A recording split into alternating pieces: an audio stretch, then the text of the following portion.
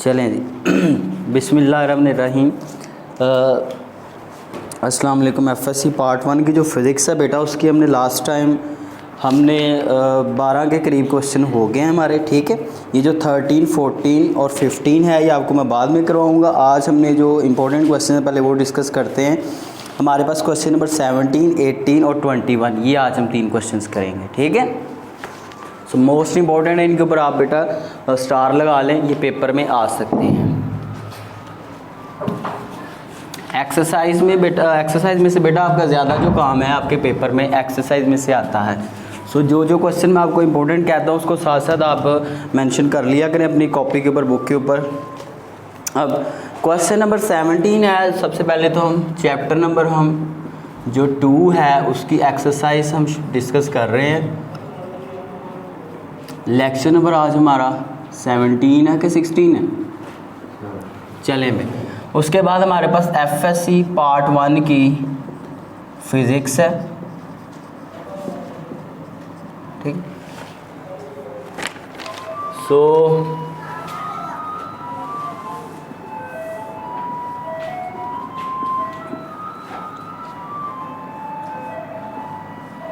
चलें, इसकी एक्सरसाइज का क्वेश्चन नंबर 17 है। कह रहा है if component of the vector a1 and a2 were reversed. अगर हम क्या करें, हमारे पास एक वेक्टर है, एक हमारे पास 2 वेक्टर्स हैं a1 और a2 है, उसके कंपोनेंट्स को अगर हम रिवर्स कर दें।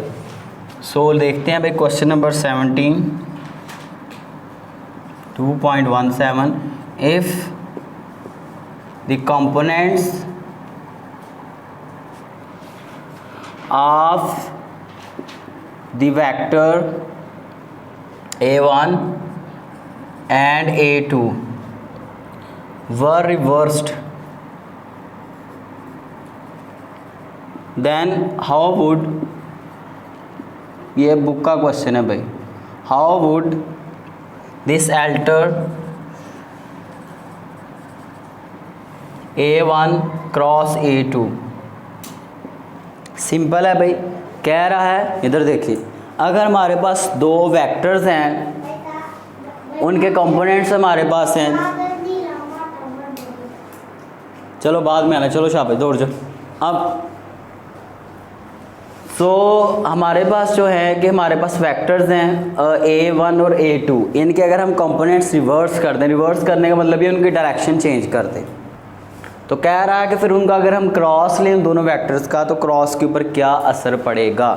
तो बेटा इसका आंसर आपने गौर से देखना है। सबसे पहले तो ये है कि जब हम a1 के कंपोनेंट्स रिवर्स करेंगे, if we reverse the component of a1 then क्या होगा बेटा, जो a1 था वो इक्वल हो जाएगा किसके, -a1 के। ठीक है, नहीं समझ आई। अगर हमने डायरेक्शन चेंज कर दिया तो आपको बताया था कि एक वेक्टर a है ऐसे, और इसका रिवर्स का मतलब ये है कि ये नीचे को है, नेगेटिव ऑफ a। ठीक है, अब दूसरा हम क्या करें, एंड a2 साथ दोनों ही ले लें। ठीक है, तो दोनों के अगर हम रिवर्स करें, तो दूसरा रिवर्स करें तो हमारे पास a2 जो है वो भी इक्वल होगा किसके, -a2 के। ठीक है, अगर अब आप इनका क्रॉस लें तो क्रॉस में क्या आएगा, a1 क्रॉस a2। पहले तो ये आंसर आ रहा था a1 क्रॉस a2। ठीक है, अब जब आपने इनका रिवर्स किया तो रिवर्स करने के बाद क्या हुआ, अब नई चीज़ आपके पास आ गई, -a1 क्रॉस -a2। तो उस केस में फिर माइनस माइनस दोबारा से प्लस, तो पीछे क्या बच जाएगा, a1 क्रॉस a2, तो दोबारा वही चीज़ बच गई आपके पास। ठीक है, सो अगर आप रिवर्स करेंगे दोनों वेक्टर्स के कंपोनेंट्स को तो फिर आंसर दोबारा से सेम आएगा। अगर एक के रिवर्स किए सिर्फ तब फ़र्क पड़ेगा, अगर दोनों के हमने रिवर्स कर दिए तब कोई भी असर नहीं होगा। ठीक है, उसके बाद हमारे पास क्वेश्चन नंबर 18 है भाई, 2.18। वो क्या कह रहा है कह रहा है name the 3 different conditions that make A1 cross A2 0। देखें कह रहा है कि हमारे पास जो अभी मैं बताता हूँ क्या, name the 3 conditions that make A1 cross A2 is equal to 0। ये 2 वेक्टर्स है हमारे पास, ठीक है। अब कह रहा है वो 3 कंडीशनें बताएं, पहले समझें इधर। जब आप एक A वेक्टर का दूसरे A1 का A2 से क्रॉस प्रोडक्ट आप लें तो आंसर 0 के इक्वल आए। किसके इक्वल आए? 0 के। तो आंसर लिखें भी ज़रा आप सबसे पहले। तो 3 कंडीशनें ये हो सकती हैं। एक तो बेटा आपके पास ये कंडीशन हो सकती है कि आपके पास A1 0 हो तो 0 मल्टीप्लाई A2 0, ठीक है। दूसरी ये हो सकती है कि दोनों में से कोई एक 0, आइदर A1 और A2 एक इन दोनों में 0 हो, ठीक है। या ये भी हो सकता है दोनों 0, दूसरी कंडीशन ये होगी।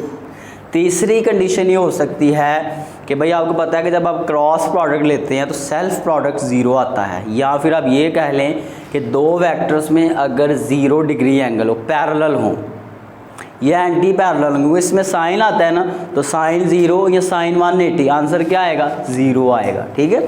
सो 3 कंडीशनें मैं लिखने लगा हूँ।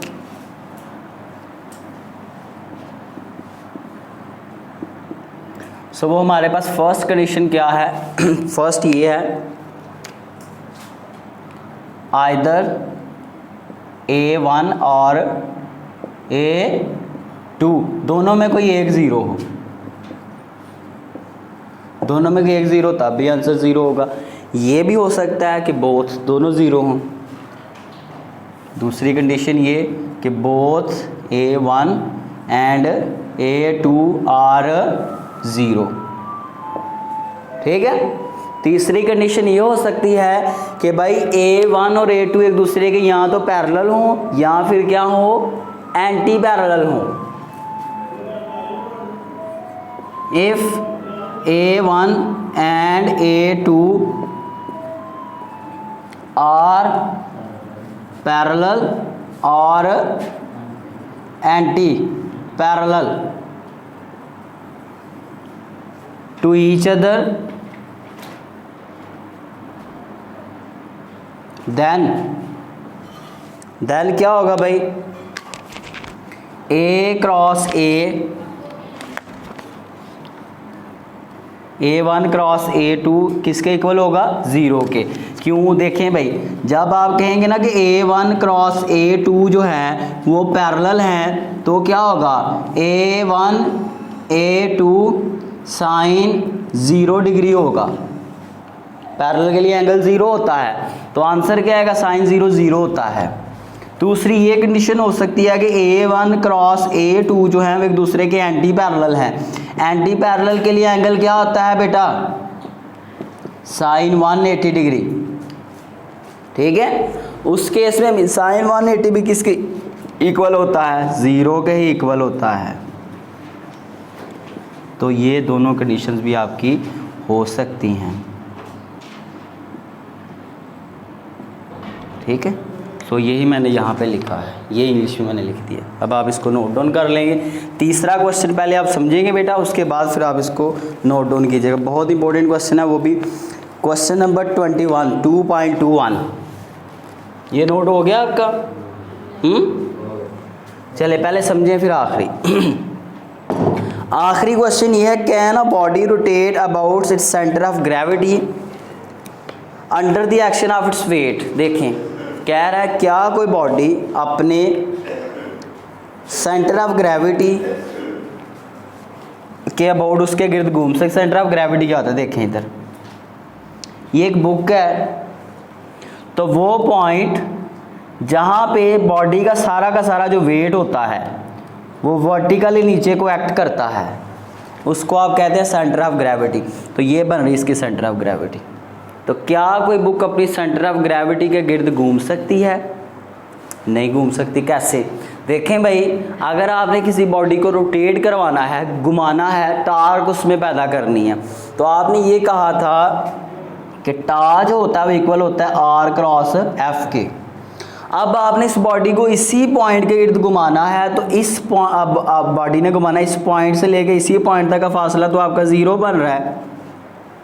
सो इस केस में बेटा जो आपका मोमेंट आर्म यानी कि आर है वो किसके इक्वल है, 0 के इक्वल है। जब आप यहाँ पे 0 पुट करेंगे तो 0 क्रॉस एफ आंसर क्या आएगा, 0। सो आप कहेंगे a body can not rotate about its centre of gravity because in this case the moment arm is 0। Moment arm क्या होता है, 0 होता है। चलिए मैं लिखता हूँ। क्वेश्चन नंबर हमारे पास है भाई, कौन सा है, 21। तो आंसर मैं यहाँ पे लिख देता हूँ, a body can't rotate about, वही सारा क्वेश्चन है बस थोड़ा सा, about his centre of gravity because in this case the moment arm is 0। Moment arm क्या हो जाता है, 0। और उसके साथ बेटा आपने ये चीज़ लिख देनी है बेशक यहाँ पे लिख दें। सो चूँकि टा इक्वल होता है आर क्रॉस एफ के, सो यहाँ पे आर जो है वो हमारे पास 0 है, मोमेंट आर्म क्या हो गया बेटा, 0 हो गया है, क्योंकि सेंटर ऑफ ग्रेविटी पे उसका मोमेंट आर्म 0 होगा। सो 0 क्रॉस एफ आंसर क्या होगा, 0। तो टार्क नहीं है यानी कि बॉडी रोटेट नहीं कर सकती, घूम नहीं सकती। ठीक है, तो ये 3 क्वेश्चंस थे बेटा आपके, इसको अच्छे से तैयार कीजिएगा। कोई प्रॉब्लम हो तो आप मुझसे पूछ सकते हैं। अपना ख्याल रखें जी, अल्लाह हाफिज़।